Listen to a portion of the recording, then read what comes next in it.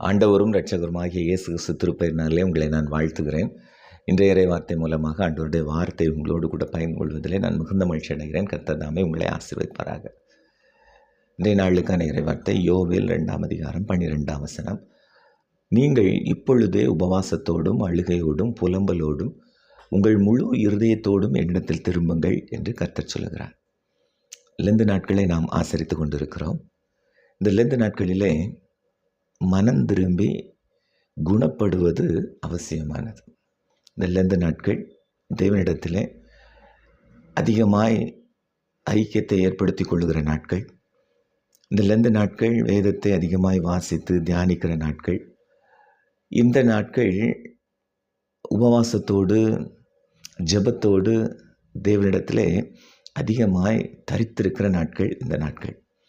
இந்த நாட்களிலே ஆண்டவர் நம்மிடத்தில் எதிர்பார்க்கிற காரியம், நீங்கள் உபவாசத்தோடும் அழுகையோடும் புலம்பலோடும் உங்கள் முழு இருதயத்தோடும் என்னிடத்தில் திரும்புங்கள் என்று கர்த்தர் சொல்லுகிறார். இன்று அநேக காரியங்களிலே நாம் ஆண்டவரை விட்டு பின்வாங்கி சென்றிருக்கிறோம்.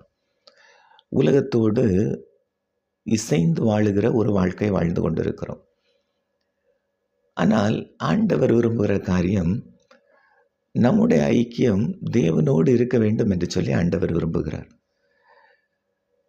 எனவே நீங்கள் ஆண்டவரை விட்டு விலகி சென்றிருந்தாலும் இந்த நாட்களிலே, இந்த ஆண்டவர் நமக்கு கிருபையாய் கொடுத்திருக்கிற இந்த லெந்து நாட்களிலே நீங்கள் மனம் திரும்பி அவரிடத்திலே வாருங்கள் என்று சொல்லி அவர் அழைக்கிறார்.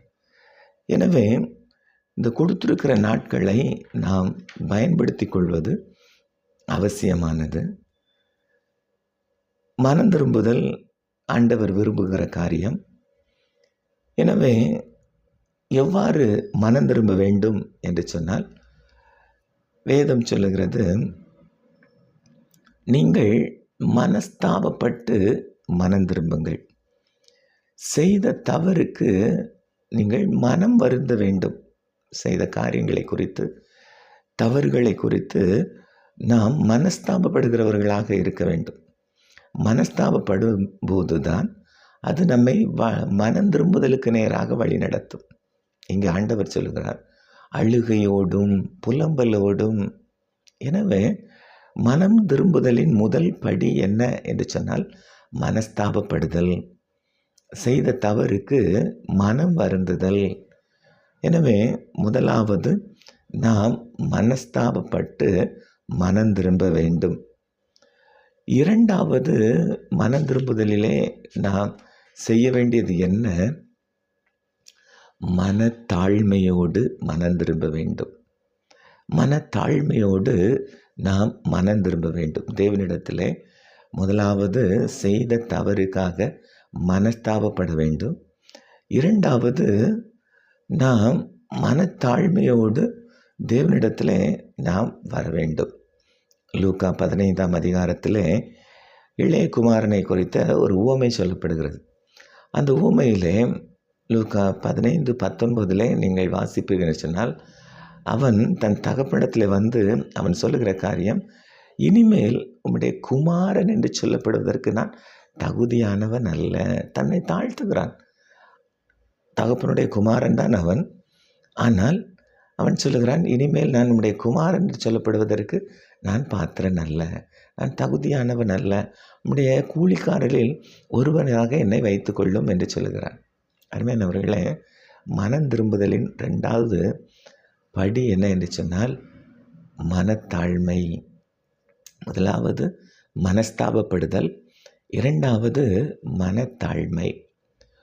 மூன்றாவது நாம் செய்ய வேண்டிய காரியம் என்ன என்று சொன்னால், மன உறுதியோடு அவரிடத்தில் நாம் மனம் திரும்பி வர வேண்டும். மன உறுதியோடு. என்ன மன உறுதி? ஆண்டவர் என் பாவங்களை மன்னித்து ஏற்றுக்கொள்வார் என்கின்ற மன உறுதியோடு நாம் அவரிடத்தில் திரும்புகிறவர்களாக இருக்க வேண்டும்.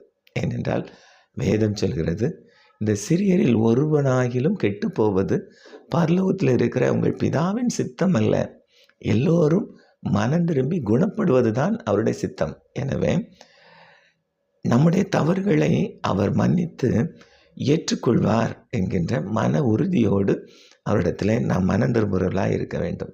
என்ன பெருமையானவர்களே, 3 காரியங்கள். 1, மனஸ்தாபப்பட்டு மனம் திரும்புதல். 2வது, மனத்தாழ்மையோடு மனம் திரும்புதல். 3வது, மன உறுதியோடு மனம் திரும்புதல். எனவே இந்த லெந்து நாட்களை பயன்படுத்தி தேவனிடத்தில் திரும்புங்கள். கர்த்தர் உங்களை ஆசீர்வதிப்பார். கர்த்தர் தாமே உங்களை ஆசீர்வதிப்பாராக. ஆமென்.